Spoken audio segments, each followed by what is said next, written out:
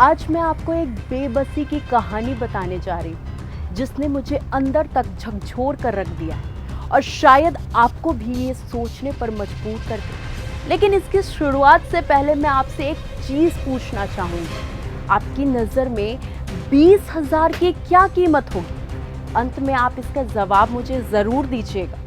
चलिए शुरू करते हैं अपनी कहानी। ये कहानी ओडिशा के क्योंझर जिले की है।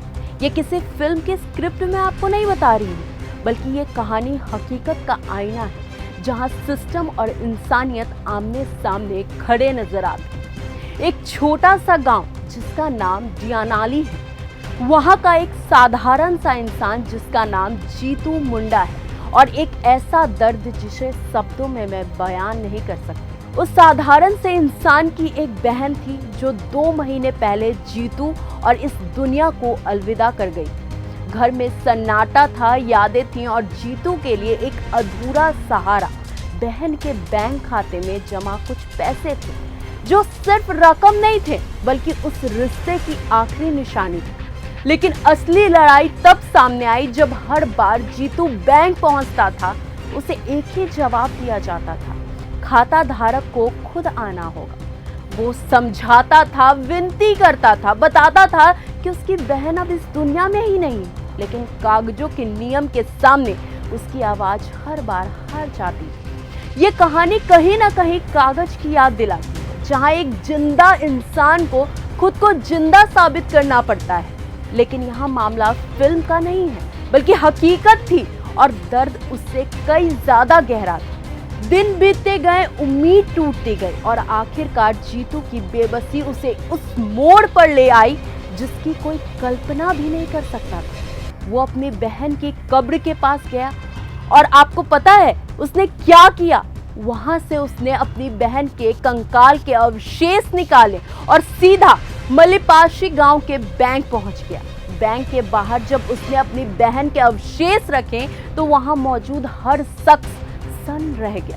ये सिर्फ विरोध नहीं था, ये एक चीख थी सिस्टम के खिलाफ, उन नियमों के खिलाफ जो इंसानियत से ऊपर खड़े हो गए थे। जैसे वो कह रहा हो, ये रही खाता धारक, अब तो देख लो।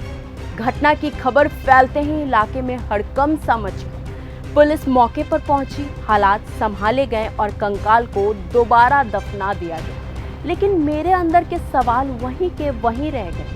गांव के लोगों में भी काफी गुस्सा देखने को मिला और बेचैनी देखने को मिली। क्या नियम इतना कठोर हो सकता है कि एक इंसान को अपनी बहन के अवशेष तक खोदने पर मजबूर कर दिया जाए? क्या सिस्टम में इतनी भी गुंजाइश नहीं है कि हालात को समझकर फैसला लिया जाए? मुझे ये पूरा मामला सिर्फ एक परिवार की कहानी नहीं लगता है, बल्कि उस खाई को दिखाती है जहां संवेदनाएं और व्यवस्था आमने सामने खड़ी है। इसी बीच जैसे ही ये मामला वायरल होता है, राजनीति भी इसमें कूद पड़ी। बयान आए, सहानुभूति जताई गई और मदद के वादे भी किए गए। कृषि मंत्री डॉक्टर करोड़ी लाल मीणा ने इस घटना को सभ्य समाज पर कलंक बताते हुए 1 महीने का वेतन देने की घोषणा भी की और कहा कि जीतू मुंडा का दर्द मेरा दर्द है। लेकिन यहीं पे असली सवाल है कि क्या ये मदद स्थायी समाधान बनेगी या फिर ये भी बाकी बयानों की तरह समय के साथ धुंधली हो जाएगी? आखिरकार ये कहानी सिर्फ जीतू मुंडा की नहीं है, बल्कि उस पूरे सिस्टम की कहानी है जहां कागज कभी कभी इंसान से बड़ा हो जाता है। और यही वजह है कि आज भी हमें ये सवाल पूछना पड़ रहा है कि क्या हमारे सिस्टम में इंसानियत के लिए जगह बची है या फिर नहीं। और अब आखिरी में मैं फिर आपसे वही सवाल पूछूंगी कि आपकी नज़र में 20,000 रुपए की क्या कीमत है?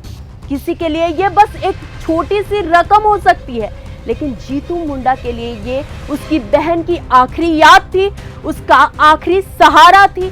सोचिएगा जरूर, क्योंकि अगर एक भाई को अपनी बहन की कब्र तक खोदनी पड़ जाए तो गलती किसकी हो सकती है, सिस्टम की या फिर हमारी खामोशी की? और अपनी राय जरूर मुझे बताइएगा। और अगर आपको ये वीडियो पसंद आई हो तो चैनल को लाइक करें, शेयर करें, सब्सक्राइब करना बिल्कुल ना भूलें। तब तक के लिए धन्यवाद।